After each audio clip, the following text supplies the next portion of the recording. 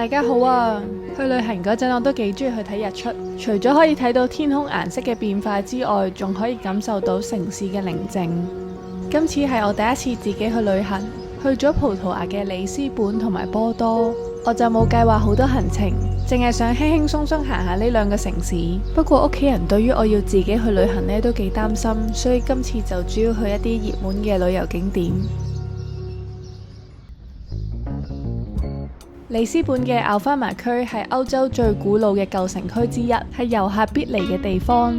但係清晨嘅奧花麻人唔多，可以靜靜地咁樣四圍行。奧花麻區啲街好窄，而且好多斜路，啲巴士都好難行，所以政府就起咗啲可以喺斜路行嘅電車，係歐洲最歷史悠久嘅電車系統。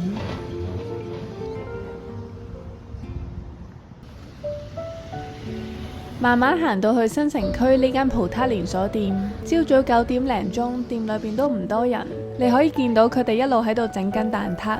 你睇下佢整嘅份量都唔少，我估佢平時銷量都唔錯。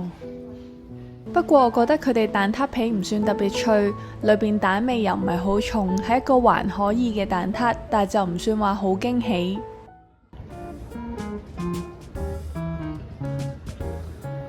下晝去咗一間網上好出名嘅餐廳，呢一間餐廳喺同一條街有2間鋪頭，佢哋嘅主食就淨係得海鮮燴飯一種。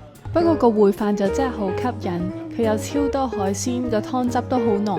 平時唔食蝦嘅我嗰日都有食，好彩嗰排冇生濕疹啫。喺葡萄牙嘅街道，你會見到好多瓷磚建築。我不嬲都中意睇嗰啲瓷磚嘅 pattern 嘅，所以都有去到國立瓷磚博物館。佢裏邊展出咗唔同時期嘅瓷磚展品。佢哋嘅瓷磚畫叫做 Azulejo， 有優雅石頭嘅意思。呢幅瓷磚牆係1580年為里斯本一間教會而整嘅。幅畫係講啲牧羊人拜訪喺馬槽出世嘅耶穌。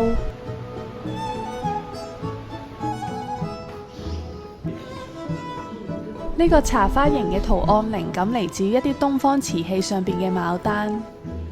你見到唱詩席個窗呢個角度好特別，咁樣啲陽光就唔會直接曬落啲修女身上邊啦。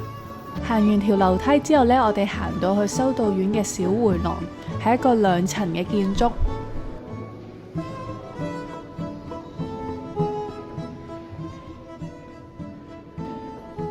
而呢幅瓷磚牆都好特別，佢用咗菱形嘅瓷磚嚟配合樓梯嘅坡度，令到個作品睇起嚟更加有動感。而呢一幅瓷磚畫呢，就係用動物嚟做主題，係講嘅一隻雞嘅婚禮。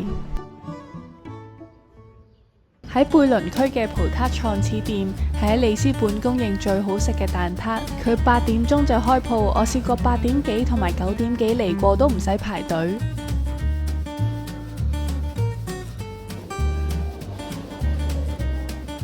店裏邊都好大，每張台上邊都有1罐糖粉、1罐肉桂粉。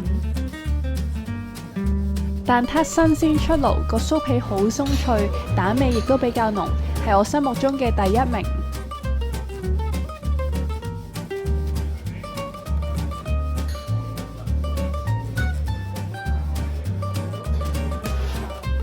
當我大概11點零鐘食完之後呢，出去已經排滿晒人。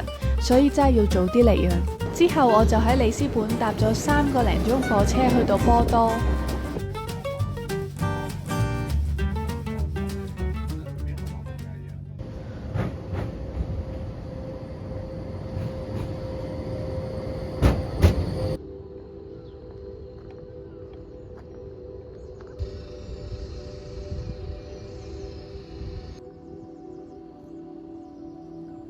波多係葡萄牙北部嘅港口城市，企喺路易1世大橋，可以見到杜羅河兩邊。喺橋上邊望出去係好壯觀嘅，都值得一早嚟呢度睇下。因為條橋呢對於波多嘅交通係好重要，所以平時多數都係人來人往。清晨時分，橋上邊都好靜，好適合慢慢行下。人生有幾多次機會可以喺歐洲企喺條橋上邊睇日出？我諗呢啲機會可能真係一生人一次。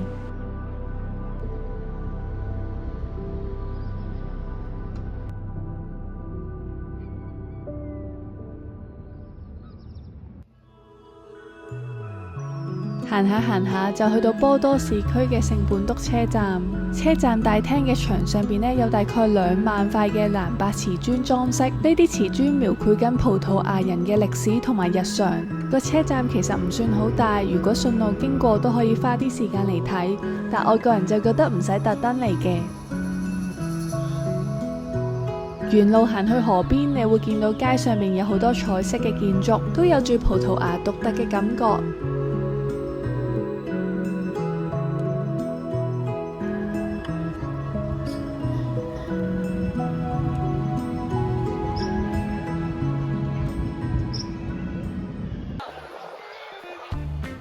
葡萄牙食嘢嘅價格呢，明顯比英國餐廳平。以呢一間出名食豬肉包嘅餐廳為例啊，佢個豬肉絲包加埋芝士呢就3歐，而個湯就大概2歐。以呢個價錢嚟講，算係抵食又好食。另外一個旅行嘅 highlight 呢，係我報咗名參加瓷磚彩繪 workshop。瓷磚彩繪嘅主要方法有2種，包括係手繪啦，同埋用個 stencil 去上色。因為嗰啲顏料呢，佢乾得好快啊，所以其實上色嘅時候呢，都好難上得均勻。佢第2日就俾我哋攞翻啲作品，但係啲顏色呢，就唔係好平均，不過冇所謂啦。第一次整，對自己要求唔好太高，當係紀念品就 OK 啦。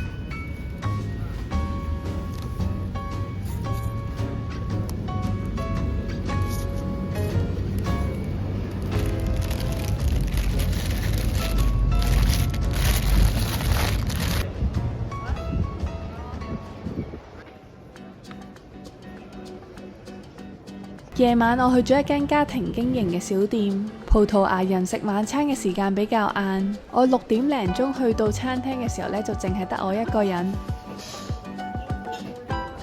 我就嗌咗個燒乳豬，話個乳豬皮呢好脆，食起上嚟都好多汁，算係我喺葡萄牙裏邊食得最開心嘅一餐，而且仲食得超級飽。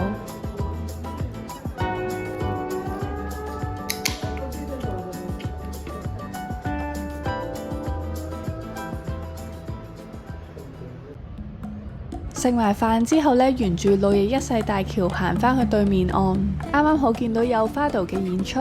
佢係葡萄牙嘅傳統音樂，通常呢聽起上嚟都好深情同好 sad 嘅。我覺得如果嚟葡萄牙旅行都幾推薦可以嚟聽下。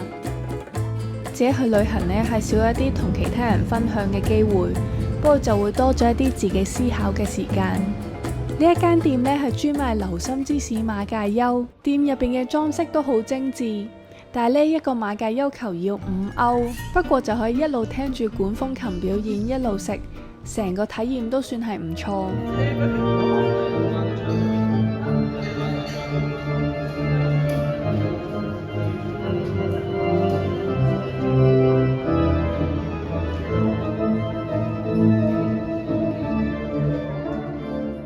咁呢條片就記錄咗我第一次自己去旅行，我哋下次再見啦，拜拜。